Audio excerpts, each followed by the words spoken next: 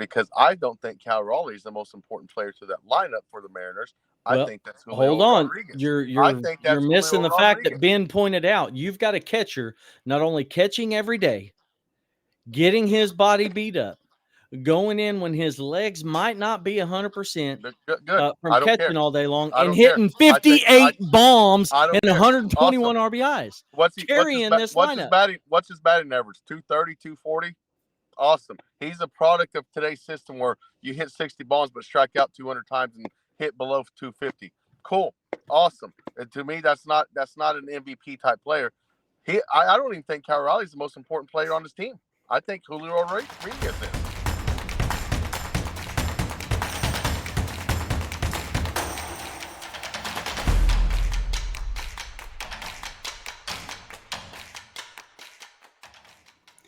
Welcome to the Experts of Very Little. My name is The Show. I'm here with Stoney and with Mo's Nose, Mr. Jacob Mosby. How are we doing today, fellas?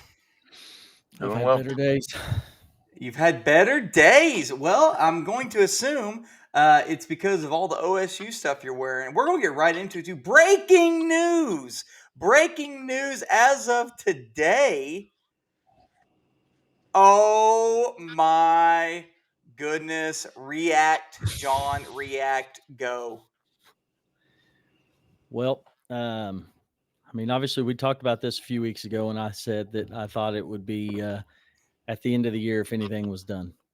Because obviously with all he's done over the last 21 years, I thought he at least earned that right at this point to go out on his own, whether it was forced hand or not. This one just didn't make sense. 3 games into the season. It just doesn't make sense at all.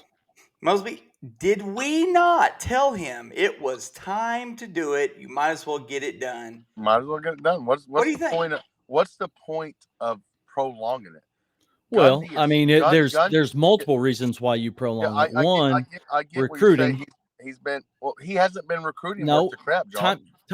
I'm not even talking about anything else, but other than the simple fact that now you play 4 games, you redshirt, and you hit the portal. Guess what? This is 3 games in. 3 games in. So if we get our butts absolutely handed to us, now half our team's probably going to redshirt, they're going to hit the portal, and we're going to be playing with walk-ons. You're already getting your butts handed to you with them there. But that's what I'm saying, though. You at least are able to keep these kids and hope that you could keep them even throughout. But no, this is going to give OSU. This is going to give you OSU the leadway to get on the job search now.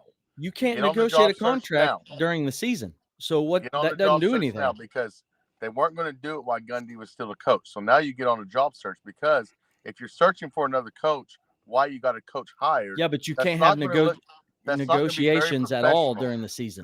Zach Robinson wouldn't talk to him while Gundy was still the head coach.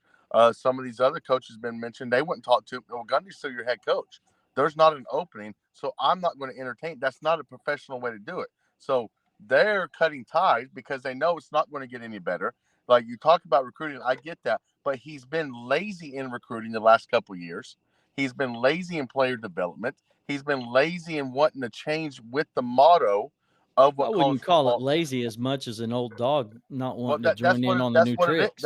That's what it is. That's not lazy. That's just setting your ways. That's being hard-headed like you are. When you get to talking and yapping and nonsense, you won't shut up for a minute so somebody else can talk. That's just the way people are, though. Yeah.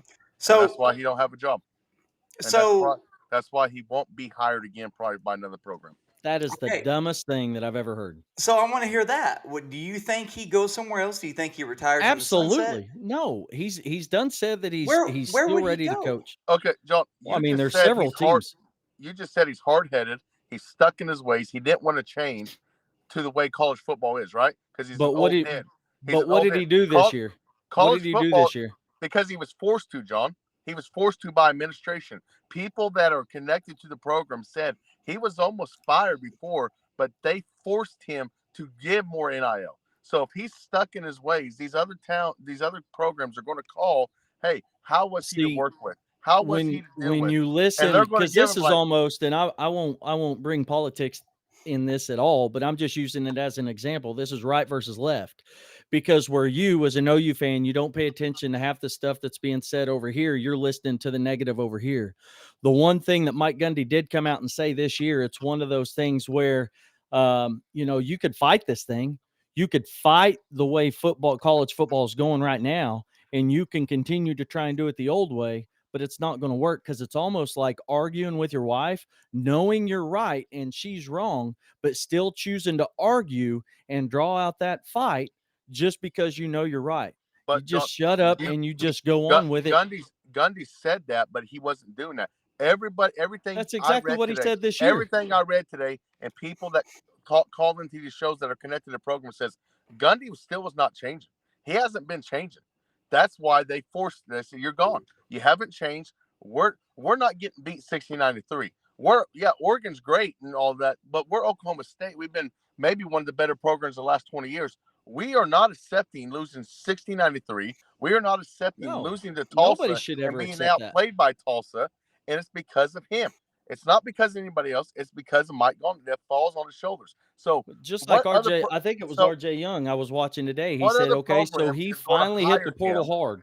He finally hit the portal hard this year, right? Okay, so not all of them hit. Not everybody's going to hit. But when you do what Gundy did and you didn't buy into it as early as he should have, now you're buying into it late. You're going to miss on some of these guys. They're not all going to be hits. Not any of them. He was forced to buy into it this year, John. Gundy was forced to do it. Whether you're forced to do it or whether you're not, you still do it, right? Why would a program want to hire him if they know straight up that it's not a secret. They know across the board he doesn't agree with how college football is going. So you know what Nick Saban did? Nick Saban got out. Instead of forcing himself to get fired. You know what Dabo's probably going to end up doing? Dabo's probably going to end up retiring and getting out. These coaches that college basketball coaches too. You're seeing it more prevalent across college basketball. They're not liking how the thing is, so they're getting out. Gundy was too stubborn. He's like, no, you're going to have to fire me. I'm not leaving. Okay, so these programs know how stuck of it he is in his ways. Why would they hire him when they know that college football is not going back to the old way? It's just going to get more about the money and stuff. So that's why these teams are hiring these NFL guys, these GMs and stuff, because it is becoming a minor league to the NFL. And you're going to have a salary cap and stuff. So if I'm OSU, I'm going the NFL route. No way. I mean, not very many. The one NFL guy you hear is Zach Robinson. Okay. Could he be a good fit? Possibly. I mean, it would be a good hire, I think, but you've got Golesh. They've mentioned Colin Klein there at Texas A&M. They've mentioned Ben Arbuckle at OU. I mean, there's several young guys that are up and coming that are on the quote unquote short list for Oklahoma State. I mean, are they going to get one of the big names? Who knows? The South Florida guy, Ben Arbuckle, they're not going to take that job because that job is such a mess right now. So their job is better than the current job they have right now is better than that OSU job. So they would that South Florida guy. He might get the Florida job.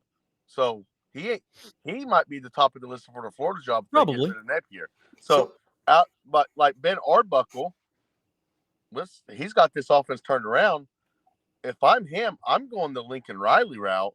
I'm not taking over it's a Power 4 program, but it's not a top Power 4 program. I'm not going that. I'm waiting until a big dog comes and calls. This dude was just driving for Uber 5 years ago. Yeah. So let's read these candidates that CBS Sports kind of put out 7 hours ago. Texas State's GJ Kenny. Sorry. Texas A&M Colin Klein. Mm-hmm. There's Dana. I don't think that one will happen. I don't think so. I think they're going to go younger. I think this is the one that everybody's kind of zoning in on. Who is it? Zach Robinson. Yeah. Barry Odom. What do you think of that one? Has ties to Oklahoma. That wouldn't be a bad hire.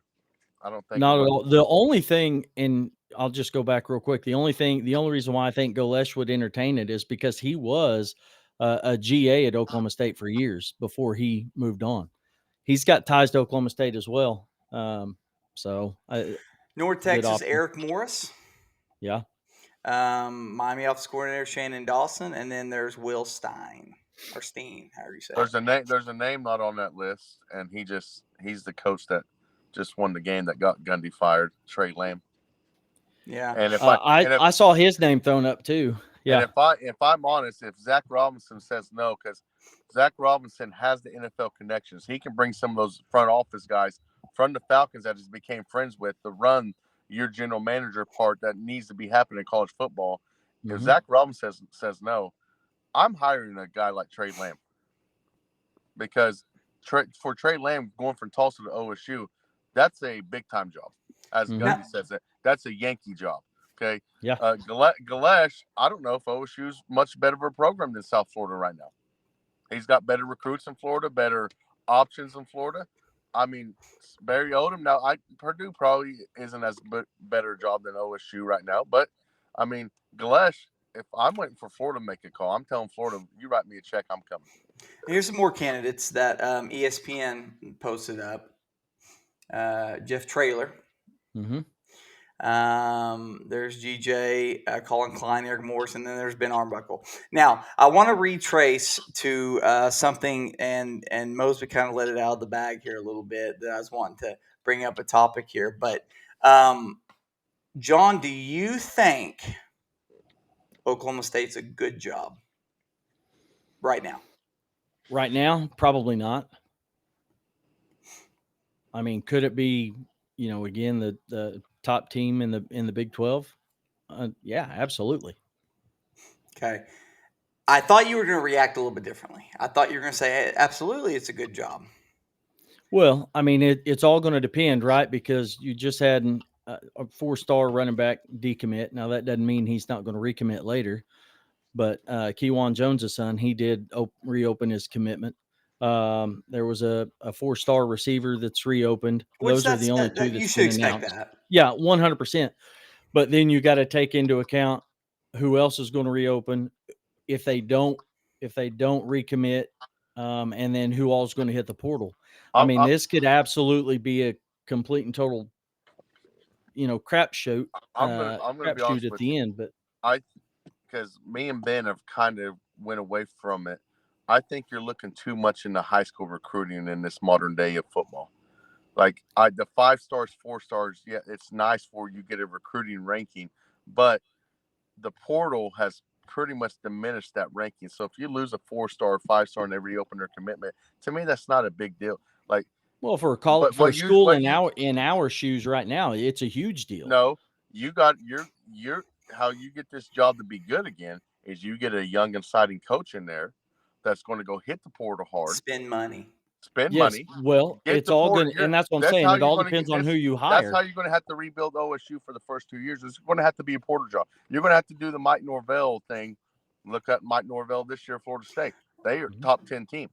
Okay. Sometimes it hits and sometimes it doesn't, but that's the day and age. And then once that coach gets established, hopefully you keep him, has a little bit of success, then you start filtering that roster and developing with the high school recruits. But the high school recruiting has been so diminished because of the transfer portal, because there's very few true freshmen starting anymore. I mean, if you're a true freshman starting, you are a beast. You are a dog. Because these colleges that spend the money, they can go get that 5-star that was out of Alabama because he's not happy. Come play for us. So this is year 4 of Brent Venables, and he had to absolutely hammer the portal. Yes. When he first got there, because Lincoln, it was such a mess. Everybody. I mean, I say he took everybody. A lot of guys left and went elsewhere, but yeah. So I think, in my personal opinion, I'm gonna get your opinion here, both of your opinions. I don't think it's a good enough job for a Ben Arbuckle. I don't think it is. And I'm not saying Ben Arbuckle's a absolute monster. I mean, he might be just a 1, 2, 3 year wonder. But what I think, and I think Mosby hit it, I think he's going to sit, maybe be offensive coordinator here at OU for 2, 3 years. Then a bigger job comes open and he hops on it. But I don't think OSU's that. The only thing that may change that because I mean, obviously, you've got all these guys up here forcing the hand that are, obviously donating money to Stillwater. It just depends on how eager they are to get the right guy and how much they're going to pay him. Yeah, it's a lot of money. If they think Ben Arbuckle is that guy, they may pay him a crap ton of money just to get him to come, even though he doesn't think it's the right job or not. I here's where I don't think I don't think it's Ben Arbuckle, because Ben Arbuckle was handed the keys to that Washington State program if you wanted it. Yours to do whatever you want with, whatever you want. I forgot about that. You tell us whatever you want. And you know what he said? He said, I'm going to owe you. I'm going to continue to build on this, because I think Ben Arbuckle's goal is like a Lincoln Riley to take over a big mama, a big Bubba. And I think not more not so, a guy, not a kid that not a program that you might win 10 games every 4 years. I think he wants a program where he's going to have a chance to win 10 games every year. Let me ask you this. I think that move too was just to prove to himself that he was that guy. Not only himself, but show the other programs, hey, I'm me. Come on. Let me ask you this, guys. Let me ask you this. We're at on maybe not even the blue blood scale, but we're at on just in college football. If regardless of what the records are now, just of history, tradition, maybe future, all that, where do you rank OSU in college football, Mosby? Top 40 program. I was going to say top 50, but top 40, top 50, because you got a lot of these schools that, like right now, you look at Nebraska as a top 10 program. You would never put OSU above Nebraska, even though Nebraska hasn't won a lot of success. A&M's a better program. Florida, Georgia. OSU's a top 40 program of all time, because, they didn't, besides Pat Jones and Mike Gundy, they haven't had a lot of success in their history. And speaking of Mike Gundy's success, can we look at this real quick? I know we got fired, and I thought maybe they would give him his roses and let him finish out this year. I still don't think they liked the way he ended things last year. It's kind of why they made the cut. That's why I think Mike Gundy forced it to not let them end the year out, because I think we've been hearing about this for years when he flirted with Tennessee and stuff. The administration's been so frustrated with him since Pickens died. Yeah. He's pretty much said, you know what? I'm doing it my way. Well, I don't give a crap what you say. So I think the administration said, we're not giving you your roses. Get the hell out. We're done with you. So for him to be at OSU this long, 170-90, 12 bowl wins, made a bowl in 18 consecutive seasons, 8 different 10-win seasons, 2 12-win seasons, 10 ranked finishes, 10 ranked finishes, 5 top 15, and Oklahoma State was ranked in the AP top 25 in 17 consecutive seasons. Guys, he's the greatest OSU coach of all time, right? 100%. Yeah. To do that at OSU is unbelievable. And I know we live in Oklahoma, and we it's sometimes it's elevated. We have some OSU people, and I'm not even putting John in that category of some of the ones, but some of the ones just think OSU is just this up there top 10. But to do that at OSU is remarkable, in my opinion. I believe, and I don't know that I'd be wrong in saying this, but I believe in the 2000s, there's only one coach that has more wins than that man right there, and that's Nick Saban. Yeah, it's remarkable what he did. So, hey, you know what? Kudos to Mike Gundy. I think it was time. It was weird. I can't believe they actually went ahead and axed him, but. You know what? Time to move on, reset, get somebody young in there. I think Zach Robinson would be probably the ideal choice that they want. The timing of the fire tells me, because he did do a press conference yesterday, his weekly press conference about last week's game in Baylor. The timing of the fire tells me that they had a meeting after that press conference either last night or this morning. And had a meeting this morning. And Mike Gundy just absolutely said, nope, I'm not. Said no to everything. Boom, boom, boom. So the administration said, okay, we're done. Yep, they had a meeting this morning, and that's when the decision was made. And I believe it was Barry. Goodness gracious, I lost his last name now, but yeah, he asked the AD, he was like, hey, reports are saying that you guys offered him to stay the rest of the year, blah, blah. He's like, nothing was discussed in that, nature at all to finish out the year. That wasn't anything that was talked about. We decided to go ahead and make the decision, and that's what we've done. So I don't know. It was weird timing. Again, like I said, I saw it coming at the end of the year. If this year was anything like last year, but especially after the TU loss, I definitely didn't see it during the season. I can say that I got to watch in person his last game at Oklahoma State, I guess. You were the reason. You were the reason. Got it. And this makes me even more happy that Bob Stoops went out on his own. I think yeah. I just had this conversation today. Now all I say is get the man statue going for Stillwater to place out there with Barry, and let's get him in the Ring of Honor already. Let's go. Okay. I think that's going to be a few years. It's going to have to. Oh, it's definitely going to have to. It's definitely going to be a few years. I saw something earlier where people on Twitter were saying this man don't deserve a statue. He's this, he's that, and I'm like, oh my god, you guys are so uneducated. All right. Well, so with that, we're going to move on to this next topic, and holy cow! Woo! All this news John in college football for Mateer Oklahoma will undergo surgery Wednesday to address a right-hand injury sustained against Auburn at the 9:20 mark in the first quarter. Venable said the expectations is that Mateer will return to action sometime this season. I've seen reports of it could be 2 weeks, it could be 6 weeks, it could be 3 weeks, it could be 4 weeks. All I know is he will try his absolute darndest to be back before Texas. I don't know if it's going to happen. What will this do moving forward for OU?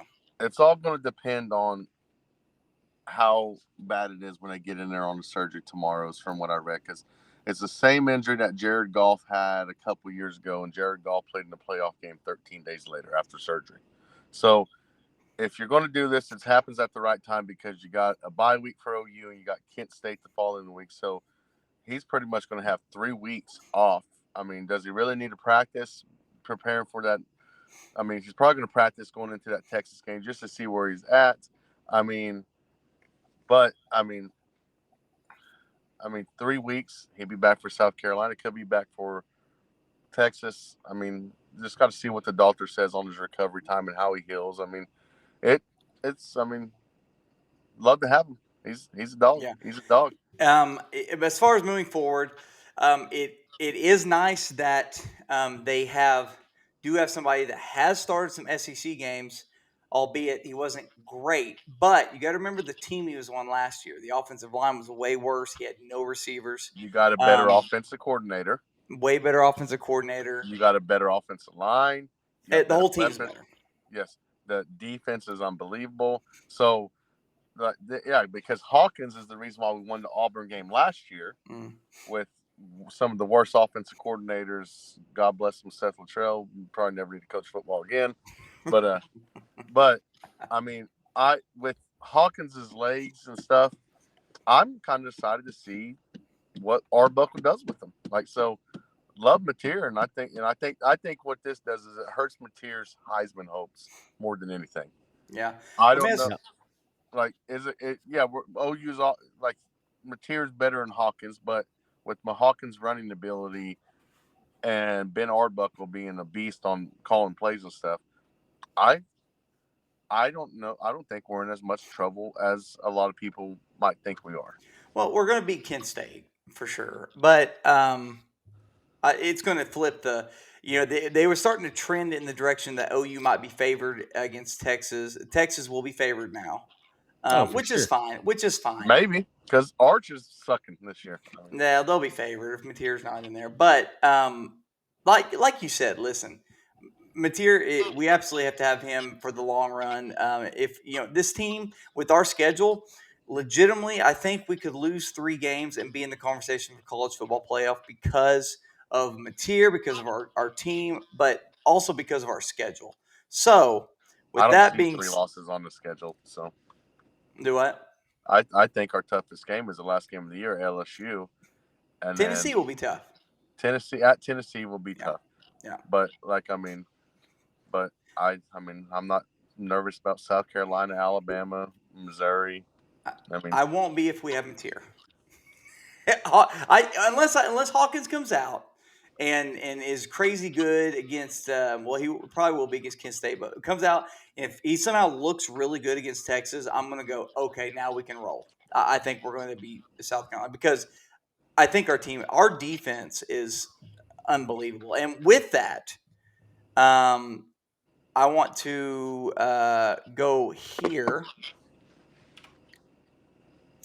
and kind of look at the recap of the previous week. So we beat Auburn, this is kind of amazing that it was an ugly game. 22 flags, all the controversial plays. Yeah, you can say it on both sides. It was an ugly, It's even more amazing officiated that game. he broke the damn thumb in the first quarter. And that's the thing. That's what I was going to point out is he broke it at the 9:20 mark in the first quarter, and he still threw for 271 with the touchdown. So that tells me that if his thumb's not broken, we might blow them out. He's LSU, of course, they won that one. Miami beat Florida. Florida's just saw one comparison. Somebody said they think this year's Florida team is like the 2024 OU team. I was like, oh, that could be a decent comparison. Does Florida have we'll look at that in a minute. Oregon took care of Oregon State. Florida State, obviously, wow. Oregon State or Florida State are they back? Man, it's hard to say they're not. Texas favored in the ACC. Now look at this one. That was shocking. 63-10, Indiana over Illinois. How shocked are you at that score? I'm shocked at the score. I'm not shocked that Indiana won because Kirsten Getty is a monster as a coach. I love that guy. That might be a call that OSU might want to try to make and write a check. I know he's a little bit older, but this guy he's cocky and arrogant, but I love it. Yeah. Ole Miss took care of business. Tennessee, obviously. Texas Tech beat Utah, and that's kind of what I picked Utah because you guys both picked Texas Tech, but we knew Texas Tech's the better team, and they're good. I'll tell you this. I wouldn't want to play them in the college football playoff. Not at all. Texas Tech, man. They've not at all got some stallions. Georgia Tech, Vanderbilt, Michigan. That was a close game, but Michigan pulled it out 30-27. It's a good game. Missouri over South Carolina, 29-20. Is Missouri legit? South Carolina didn't have their quarterback, correct? Yeah, I was going to say. Yeah, he played. Did he play? Yeah. What was the score? 29-20. 29-20. They're both about 8-4 teams to me. Notre Dame won and USC won by 2 touchdowns. If we look going to the next week here. So speaking of USC, they got a cross-country early game, 11 o'clock game, I believe, against Illinois.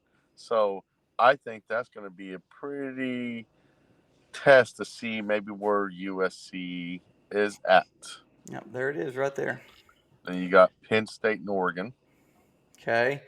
Florida State probably take care of that one. TCU against Arizona State, Georgia Tech, Notre Dame against Arkansas. Shoot, we should drive over there and watch that one. That'd be fun. That's what I said. That's gonna be a tricky. That's gonna be a tricky game for Notre Dame. Yeah. Arkansas's quarterback is good. Ohio State has to make the trip to Washington. I think they'll take care of business, but you never know about them cross-country trips. Pick this game, LSU and Ole Miss. At Ole Miss. This is a little bit.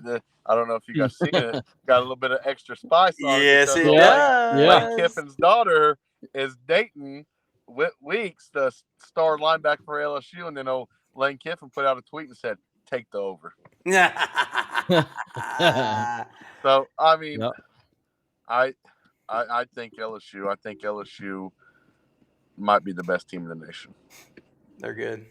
But hey, last time I said that about a team. Yeah, no kidding. That team is 1-3 now, so that's a curse. Yeah, so there might be a curse. Might be a You curse. definitely don't want him saying that about your What do you program. think, Stoney? That's for sure. Ole Miss, LSU. I think Ole Miss is got a tough one. I mean, two really good teams, but I'm on the train of LSU could possibly be the best team in the nation. So, John said that too about Clemson. but listen, so look at- LSU fans, that means LSU is their season's about to be done. They're done. Sorry. I mean, whatever floats their boat. But no, I think LSU is good, man. I believe in bulletin board material. I believe in it. I've seen it a lot. I'm thinking Ole Miss. I think Lane's boys are going to back him up on the whole Dayton thing. I know it's kind of maybe just a silly little thing, but I think they'll take a little pride in that. I'm gonna go Ole Miss on that one. Auburn and Texas A&M. I got A&M. Yeah, A&M's got that one. Okay, Indiana, Iowa, Tennessee, any more? Oregon, Penn State at Penn State. Look at this. That's the big daddy of the day. Yeah. Who you got? Listen, I'm going Ducks. I'm going the Oregon Ducks. Okay. I think James Franklin finally gets a big win at Penn State. Okay. I'm gonna go Ducks too. I'm gonna go Ducks. Alabama, Georgia, guys. It's crazy to say that's not the big dog, but to me, this is the big game. This game is more mediocre to me. Like, it's the big name teams, but I don't think either one of these are very elite teams. I think Georgia's superior, but I don't think Georgia's been what they have been. Obviously. I don't think if you're going to ask me, because 2 years ago these are the teams at SEC, I think there's about 4 SEC teams better than both of these teams. I mean, who you taking? It's at Georgia, right? At Georgia. Roll Tide. Okay. Who you taking, John? Georgia. Okay. I don't know why. I feel like Bama's going to take this one. I want to say Georgia. Georgia's the easy answer. But I want to say Bama's. I'm going to say Bama. I'm going to go Alabama. I don't know why. I can't tell you why. So, awesome. Cool. Well, that was some fun topics there. Crazy day in Oklahoma sports, to be honest with you. Yes, it is. I don't even know. I mean, it was just mind blowing. Bam, Gundy's fired. Bam, Mateer's hurt. What the heck is going on? Yeah, everybody's all freaking out over Gundy being fired. No, you said, "Here, hold my beer." what it is all these Thunder fans that are Oklahoma or OSU fans, they made a sacrifice to get that Thunder title. So, but you know what? Those were two big storylines here in Oklahoma, but there was also another big announcement. What do you think of ROBO Umpires coming to the MLB in 2026? The same system they use in spring training, they've been using it in the minor leagues. What do you think about it? Do you like it? Do you not like it? Go. Call me Mike Gundy, but I'm going to say go away. I'm out. I like it. I like it.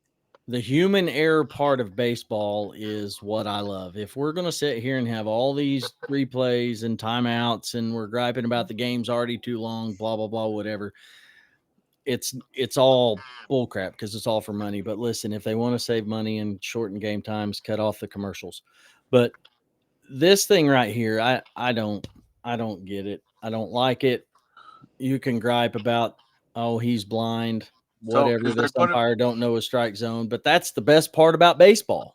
So is there going to be challenges? Is that like, because I remember seeing in spring training, like a batter wanted to challenge, or so is there going to be unlimited challenges, or is there going to be so many?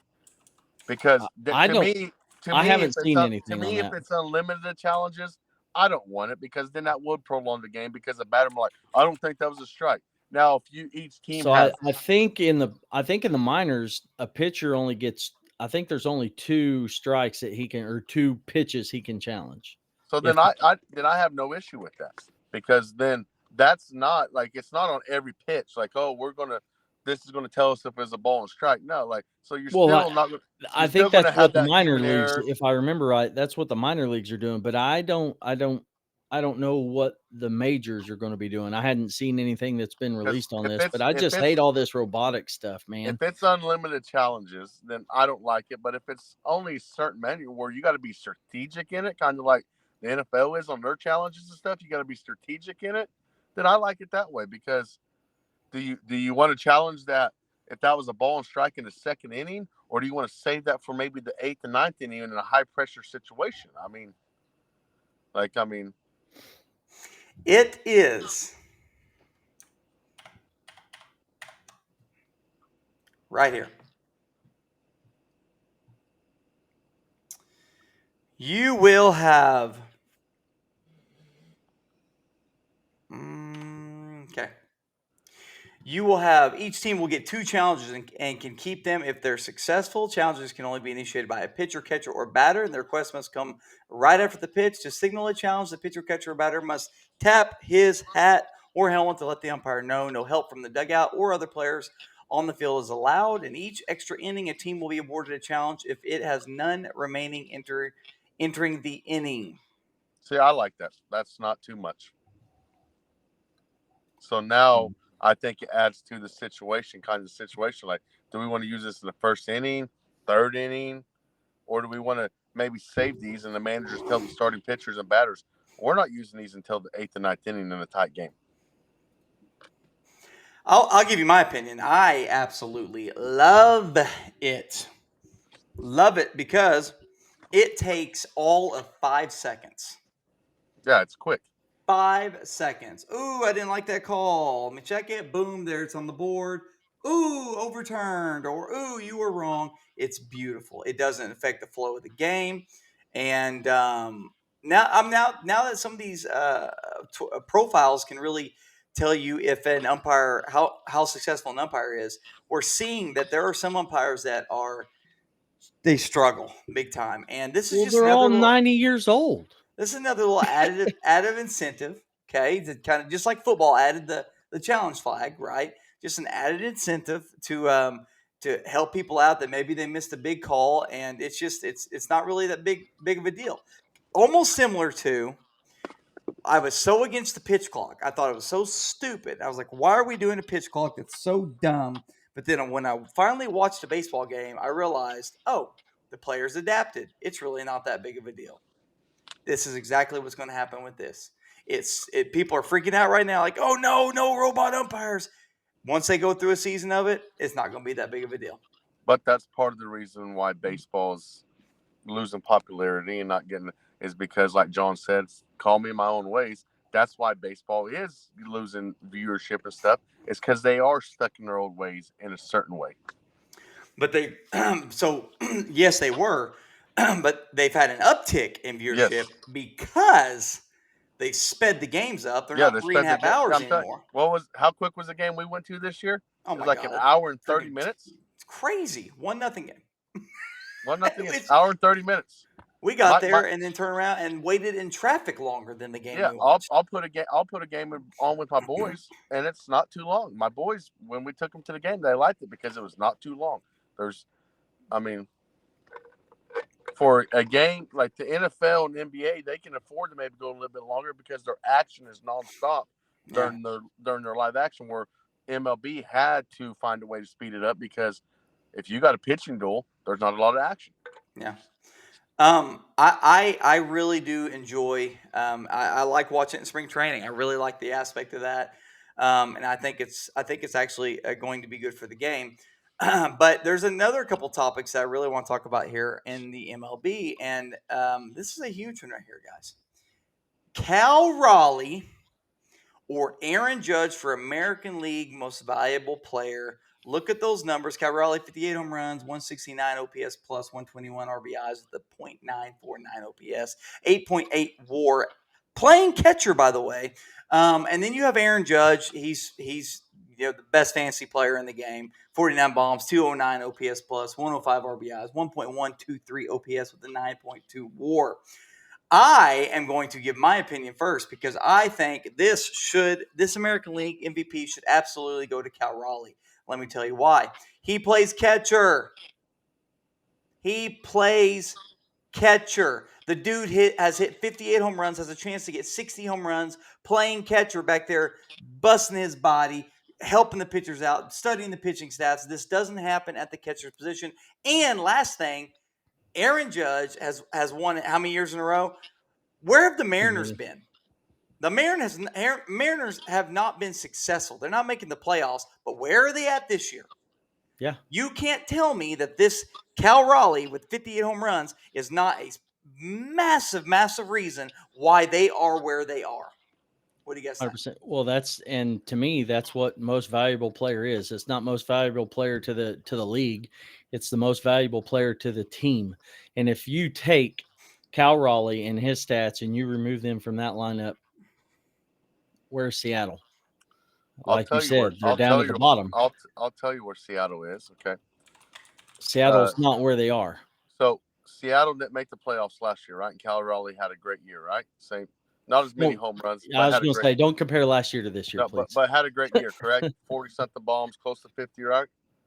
Yeah. There was one player that's on Seattle's team this year that's been healthy the whole year that wasn't healthy all of last year.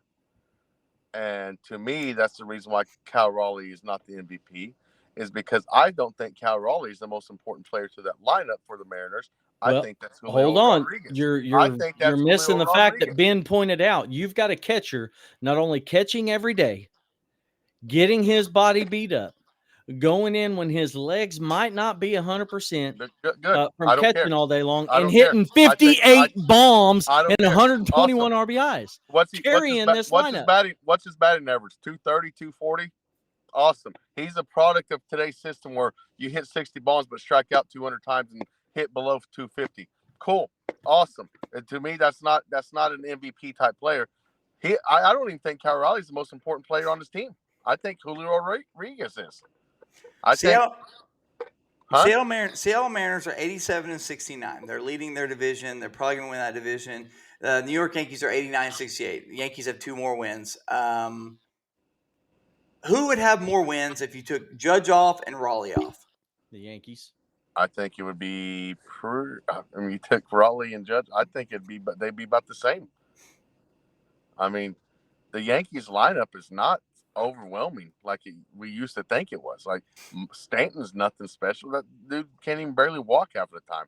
Goldschmidt's old and retired. I mean, just what's more important position, catcher or outfield? Like because the catcher, if you want to say catcher, yes, it is because of the pitching aspect. But I mean, outfield. I mean, I'm looking at who's doing more for their team. Like, yeah, if you want to talk about the fielding aspect, then awesome.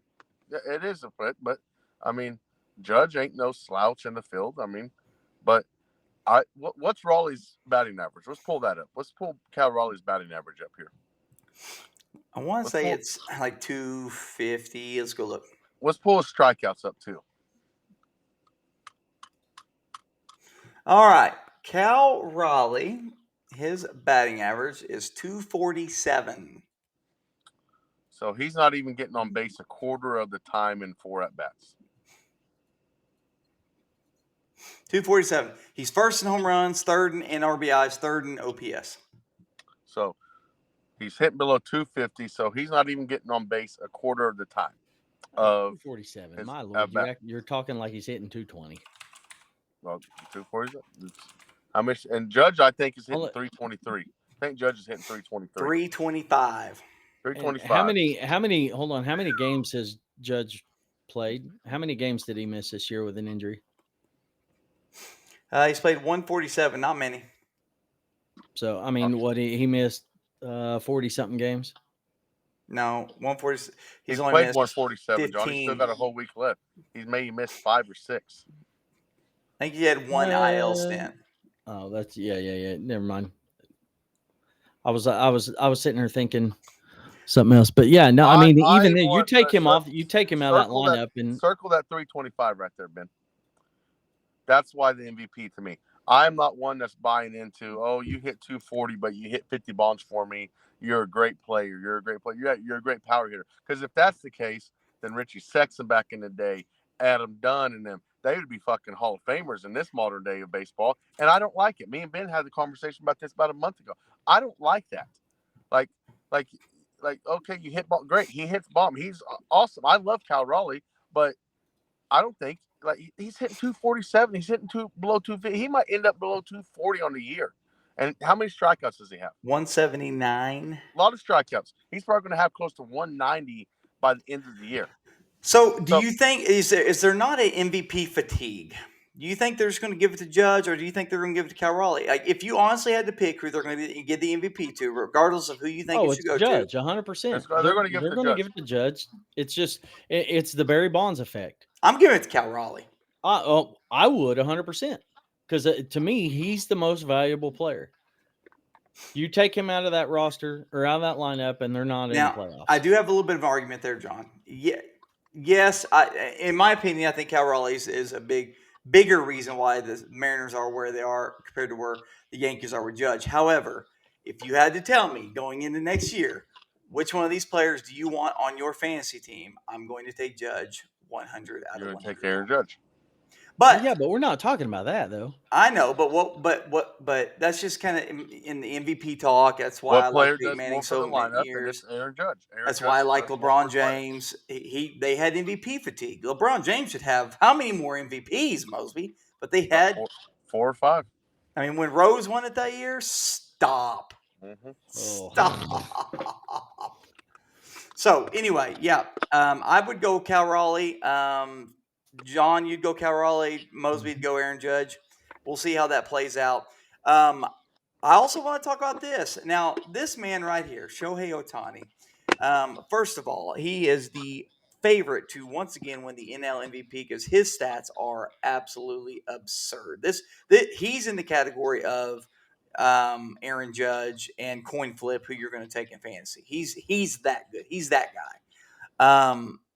The first question I want to ask you is: Is he the best baseball player in the history of the game? He very well could be by the time he retires. Yes, I absolutely think so. I don't think we've ever seen a player like now. That is because he pitches and hits, correct? Yeah. Yes. Now, let me ask you this: They've toyed around with the thought of maybe putting him back in the outfield. I don't think they will. But what do you think as far as Shohei Ohtani's future? What should the Dodgers do? They've invested a ton of money into him. What should they do with Shohei Ohtani going forward? They should make him the best closer in the game and let him hit 50 bombs a year. 100%. Leave him at the DH position and let him close out games. He would be the most dominant closer I think you'd ever seen. Would he be worth the $700 million? Yes. Yeah, because he's still going to produce more than anybody else you could, replace him with. I think he's going to age really well too. He's already 31, and he's not slowing down.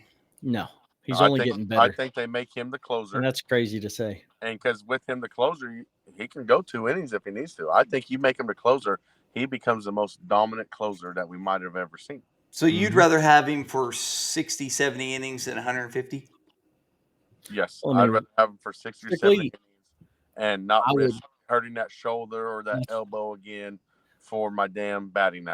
If you could promise no injuries, I would take him for 100+ innings in a starting rotation. But he is too valuable to that team to risk an injury as a pitcher. So I move him to the bullpen as a closer and leave him at DH. What if they made the decision, something happened with the pitching aspect of things, and they said, you know what, we just need you as a hitter. You think it's smart to leave him at DH, pull David Ortiz, or do they put him in the outfield? Leave him. Again, don't risk an injury. There's no reason to. If you're going to take away the pitching aspect, then I say you put him out in the outfield. Because he could do anything. He could do outfield. He could do starting pitcher. He could do closing pitcher. My opinion. Or a position that they can maybe train him to if they had Ron Washington off the movie Moneyball. Because one guy's getting kind of old. Maybe you can train him to be a first baseman. Right there. First 100%. base. Yep. And that might be an option. it'd be really good for my fantasy team. Yeah, I in my opinion, what I would do with him is exactly what you guys are saying. I would make him a closer. Let him hit 50 bombs. That's been my opinion the whole time. I still think they wanted to try to do the starting role with him. I don't agree with it. However, he's still going to be a beast either way. But I think you're absolutely right. Make him a closer Let him and go let be. him rake. Let him go be part. Make a club of the 50-50-50 club. 50 home runs, 50 stolen bases, 50 saves. Yep. Oof, that'd be nasty. Yep. Absolutely. He's my 6-year-old's favorite player. I mean, this kid, my 6-year-old loves Ohtani. Is mimicking his swing and everything. So I love it. I love it. Yeah, he's just unbelievable. He's an unbelievable player. All right. So, well, with that being said, what I would love to do now is we are going to do our NFL recap of our previous games. And here we go. We did not do as well as we did the week before, guys. I got 10 points. You two got 9. We all picked Buffalo to beat Miami. That was a pretty easy pick. Green Bay and Cleveland. And we were told the Green Bay Packers were the best team in the NFL. What the heck happened? that Cleveland That defense, Cleveland defense is what happened. Yeah. they're good. Miles Garrett. There's a video that came out where the left tackle of Green Bay, when Miles Garrett burns him, he's saying, "Run, Jordan, run, run!" Oh, it was fun. I think, what was that, Miles Garrett telling the story? He's like, I beat him off the line, and all I hear is, "Run, Jordan, run!" It was crazy. That was mind blowing. Indianapolis over Tennessee. We all picked Indianapolis. Guys, is Indianapolis for real? Yeah. What the heck is going on? Danny Dimes is. I saw a photo that Indiana Jones, whatever. I saw a photo, and it was I think it's a Peyton Manning and Marshall Faulk or whatever, and it said all Daniel Jones and Saquon Barkley needed was to lead the New York Giants to turn into this or whatever. What's true? Like, they left the Giants and they're looking like. Hey, listen, I was scrolling through. I think I was on X earlier, and there was a clip. Somebody reclipped it and reposted it of Malik Neighbors last year saying it's not the quarterback's fault, guys. It's not Danny's. It's not the quarterback. The quarterback is not the problem. I was watching Peyton and Eli's broadcast yesterday, and Eli joked and said, Peyton, I saw a report where they're already saying Daniel is the best Indianapolis quarterback in the history of the franchise. What are your thoughts on that, Daniel? Of course, Peyton's like, oh, did they say that? Did they? Which, by the way, I love watching that broadcast because it's just so insightful. Minneapolis over Cincinnati. We all picked Cincinnati because they are both missing their starting quarterbacks. And oh my gosh, Cincinnati is in trouble, boys. Yeah. They need Jameis Winston. They're in trouble. They need somebody who can throw the ball. You know what they need to do, and it won't happen, is they need to trade Chase or Burrow and get a plethora of draft picks. Yeah. And completely just retool that roster. What do you think, John? You're shocked there. What's up? Golly, yeah. I don't even know what to say. I mean, it won't. It's a lot easier just to go out and call New Orleans or wherever he is at this point. Actually, New York. Sorry, and say, hey, I'll give you this pick for Jameis Winston. I'll take him. Let's go, and get him over there, and hope that he can hold it down until Burrow comes. I'm worried about Burrow, guys. He's starting. He's shown that he's just an injury-prone person. Third year in his career that he's something like this. Yep. It is what it is. He's uber talented, but he gets injured all the time. I wouldn't pick him in fantasy. I'll tell you that. Oh, I did for the first time this year. In one of my leagues, I probably ain't doing that again. Pittsburgh over New England. I actually picked New England. Pittsburgh took care of business. Philadelphia over the Rams. That was a really good game. It's actually probably the Rams game most of the time. Most of the game for the first half anyway. Jalen Hurts turned it on. Tampa Bay and the Jets. That was it was Tampa Bay's game, and then the Jets blocked that kick, and I'm like, what just happened? And Yeah. then you have Baker Mayfield. Baker Mayfield led them back, so it was a great Hmm. comeback. Washington over the Raiders. I and Stoney picked the Raiders. Most picked Washington, even though Jaden Daniels was not active, and he was correct. They looked really good. Still, they ran the ball really well.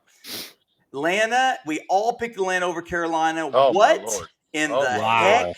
Oh my happened with gosh! my Panthers? Yeah. What? Yeah, I'm still confused on this one. That was mind blowing. They scored they went up 7-0, and I texted in the group and said, Panthers, baby, gotta send it now because I can't send it very, very often. And then it just seemed like 15 minutes later they won 30-0. What? Hopefully they keep that up this week. Jacksonville over Houston. I'm the only one who picked Jacksonville. Jacksonville's sneaky good this year, guys. Houston's got a problem. Yeah, yes, they do. Houston's got a problem. I mean, they're struggling. There you are. Chargers, guys. You're going to be hard pressed to convince me they're not the best in that division right now. Oh, I know. Took care of business at Denver, but it did take a comeback there, a good little comeback there. But Chargers are good. Seattle over New Orleans, that was an easy one. Chicago Bears over Dallas, and look at that. Here's something funny. If you saw the betting video that Mosley put, I actually picked Dallas as my lock, but I picked the Bears here. And Dallas is in trouble. What got roasted? What got roasted? The secondary. That's what I freaking said. But yeah, you know what helps the secondary that's young and hasn't came together yet? You know what helps it is if you have an elite pass rush. It's not the fact that we're young, bro. I can tell you that. It's the fact that we don't have Bland, Diggs hitting 100%, and the others shouldn't be out there. That's just all there is to it. They're not good. That defense ain't good. But even though say something about shouldn't have got rid of the Parsons would help them. Now I understand. I've seen how bad Dallas is on that side and the other part. Makes sense why they got rid of him because Jerry understands. I got more roster holes to fill. Like, if I'm going to get 2 first-round draft picks for this guy, I'm going to go ahead and get it because I got more roster holes I got to fill. Yep. The Niners over Arizona, and it wasn't pretty. But I did pick the Niners. Stoney picked the Niners as well. They got it done. Kansas City over the Giants. They handled a business 22-9, I think. And then we all picked Baltimore. And Stoney, I'm feeling pretty good about our Lions winning that division. I am too. That one. I am too. And the only reason why I picked Baltimore this was just simply because their defense. I thought their defense was a little bit better, but hey, listen. For the first what time defense have you been watching? What defense have you been watching for the Ravens to think that their defense was good? I said better than the Lions. Listen, hey, I'm just telling you. For the first time, I think in probably Lamar's career, this is the first time that they've probably been held under 100 yards rushing as a team. And they got sacked like 9 times. I think the Chiefs did it last year. I don't think so. I think they did. But, Chiefs haven't allowed a 100-yard rusher in like 20-something games. But Baltimore's defense is in shambles. Yeah, they did. Hey, listen. Shambles. This week has changed my outlook on that, but it has made me feel better about my lock for the Lions coming out of the You know what? NFC. You know what else is in shambles is your two's picks. Whoa. I'm up 3, 34, 14. 3 weeks in. Oh, 3 weeks man. in. Look at y'all down there just sniffing my feet. Hey, speaking of being at the bottom of the standings, Ben, will you go ahead and tell our son in our fantasy football? What's your record, John? 0-3, and he's 0-2 against his 2 daddies here. He's guys, I don't have a dad. Oh, John, golly, come on, good Lord. R.I.P. Dad. R.I.P. That was a bit much there. But yes, I am currently up on that. Let's look at the games for next week here, real quick, for the NFL. And we have Seahawks and the Cardinals on Thursday Yeah. night. Panthers and Patriots. I'm a little bit more optimistic. Drake May's a good quarterback, but I'm more optimistic after last week for sure. That'd be nice. Vikings and Steelers. I think. Well, look, Minnesota's got the spread right now. It's an interesting Hey. one. Oh, it's in Ireland. It's in Yeah, it's Ireland. Oh yeah, Ireland. that's that Wow. 9:30 game or whatever. Oh, my good friend Jason Sauer will be going to that game. He's taking off to go to that game. Oh wow. Commanders versus the Falcons. I don't know what the Falcons are anymore. Nope. Saints and Bills. That'll be an easy one. Browns, Mhm. Lions. I say that'd be an easy one. I don't know. Yeah, that's what I say. I apologize on the cussing. They might come out and put 47 up on them. Put a dot on the board here. Mosby's the first one to drop it. First one to drop one. Yeah. Yeah, and here y'all thought it was going to be me. We'll You just have to can edit that suck out. on that one. If you're listening to this, we just edited it out. Giants and the Chargers. I think Jackson Chargers. Dart's first start. Oh, okay, that'll be fun. Yes. Here will be a fun one. Eagles and Buccaneers. That'll be a fun one. Ah, Titans and two Texans. Oklahoma Sooner quarterbacks. Oh, good observation there, John. Titans, Texans. Somebody's got to win. Yep. It's gonna be a coin flip. Or do they? Or do they? Could be a tie. We got the greatest show on turf, the Colts versus the Rams. Indiana Jones, baby. I fully expect the Colts to win 55-3 the way they're playing right now. It's just crazy to me.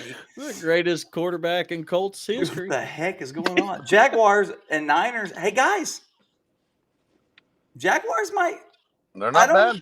They're not bad. Hey, I did see a thing though. The Jaguars passing analyst.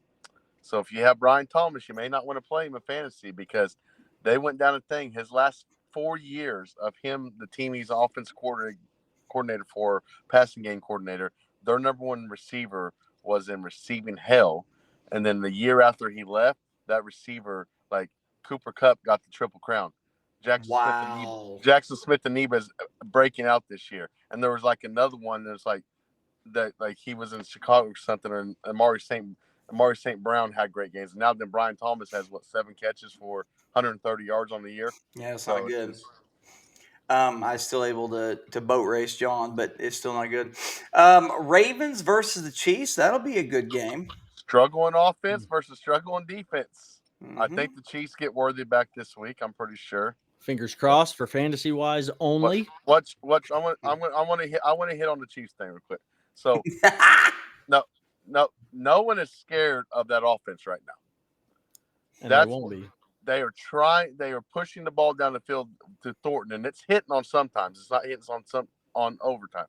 So if we can get out of these first 6 games, 3-3 or 4-2, when we get Rice and Worthy all the back in there with Kelsey and then Thornton, when we already been going deep with it, I think it's going to be back to a little bit what it was with Tyreek Hill a few years ago, or that deep ball threat, and defenses are going to have to start playing a little bit softer. Because right now, and I think that's what's wrong with the run game, is they're playing 9 in the box. They ain't like we don't care who are these guys you got receivers right now. We're not scared of it. Yeah. Well, you guys are fixing to be 1-3. So your whole 3-3 theory, you're 4-2. Bears and Raiders, Packers and Cowboys. Packers by 100. Speaking of 1-3. And then 2 Monday night. How do you guys like the 2 Monday night games? I don't mind it. I think it's fun. Don't bother me. More game to watch. Jets, Dolphins, and more Bengals and Broncos. So, listen, Broncos. I'm doing the survival football thing, and Broncos are my pick this week. I think I'm guaranteeing they're going to win. With that being said, guys, what I would love for you to do is I would love for you to tell me your one confidence statement and your one concern. Go. I'll start Well, it off. go Or ahead. unless you want to go first, Nope, John. go ahead. Okay. My concern is OU going to take a step back with the injury? How long is that going to be, and how is that going to affect them and their chances and their hopes of wanting to make a playoff and being a true SEC and national title contender? Because with Mateer, I think they're a top 5 team with that defense and everything. And we've been blessed so far to not get beat up by injuries, but then Mateer, the surgery. My biggest confidence thing is OSU is better off. OSU fans, I'm not an OSU fan. I've dogged on them for years, but OSU is going to be better off instantly without Mike Gundy there. As much as John doesn't agree with me, Mike Gundy has brought that program down the last 3 years, and the state that they are in is solely on his shoulders. And I think I am confident with him gone, they will finally be able to play catch up in this new era of college football. Well, John, go. I'm going to piggyback off that, and I'm going to start with my confidence statement. And I'm going to confidently say that Mosby is hallucinating on some things. I don't know what it is. However, Mike Gundy will not be unemployed long. He will have a job come next year. Yeah, And TV. it will be a really, I think it'll be a big name. And Yeah. then my Washington concerning kickoff. statement, I do believe I'm talking. Thank you. Be quiet.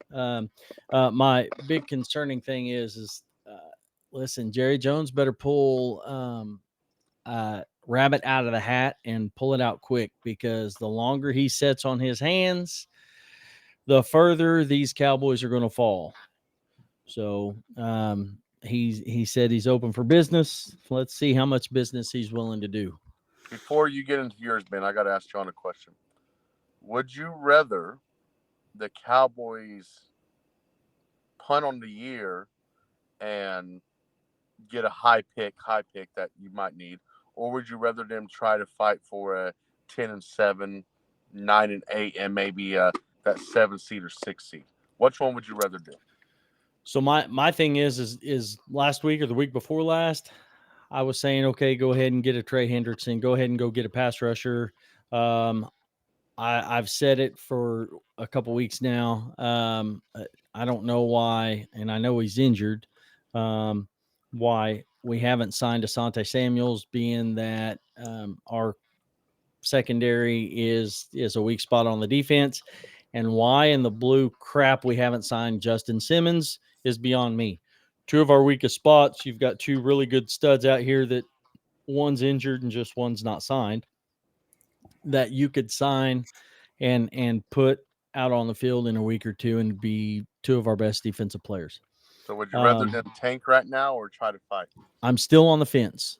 I haven't swayed either way, because at this point, I mean, just like you said earlier in the recruiting thing, not all top recruits are going to hit, nor does all top picks hit. Now, Dallas has been lucky in the simple fact their first round picks, aside from Taco Charlton, I think is the last one that hadn't really hit, and Mozzie Smith, but everybody else, I mean, we've hit a home run on.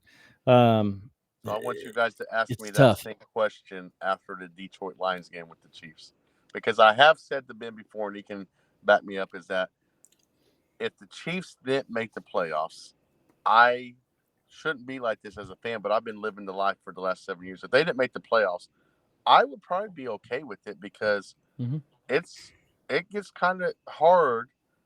You don't hit as much, which we have been hitting, but I would like to maybe have a top 15 pick, 10 pick, and maybe we can go draft the Justin Jefferson or Jamar Chase. That ain't going to be there at 32. That ain't going to be there in the second round.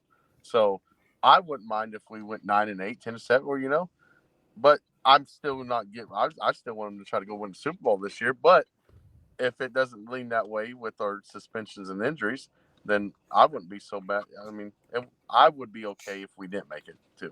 Well, and back to what you asked me. I mean, it's one of those things. Heck, if we traded a first round pick for a defensive player and kept on to one, so you tell me we still got two first round picks, and say we did win 8 or 9 games this year, we could still take those 2 picks and move up if we need to, or go get somebody if we need to. But I mean, it's just right now I'm still on the fence. I haven't swayed either which way, but give me a couple weeks. I'm sure I will. So my biggest confidence statement, since you took all my time, is Clayton Kershaw will be a unanimous first ballot Hall of Famer. He will be a unanimous. There will be nobody who does not vote him in. And if there is, you better believe I'm going to go absolutely bonkers, because he has been the greatest pitcher of our generation in the last 15 years. Okay. And the biggest concern is, let me pull it up here. I am very concerned with my fantasy baseball league because I am winning so many championships. I'm scared to death that they might end up quitting, every single one of them, because I am absolutely scorching earth with all these rings that are weighing me down. That's my concern for my fantasy baseball. 7 championships. Count them up. 7 right there. 1, 2, 3, 4, 5, 6, 7. That's how many I've won in 16 seasons. That is my biggest concern. With that being said, thank you guys so much for tuning in. Thank you so much for just giving us the time, the platform to speak. We really enjoy our time here. And like, subscribe. We are on just about every single social media. Please go interact with us. We will comment back.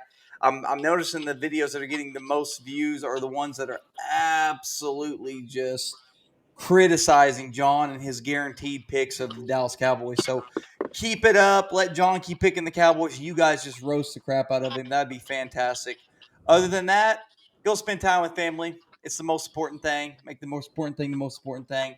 And we will see you next week. Holla. Go Colts.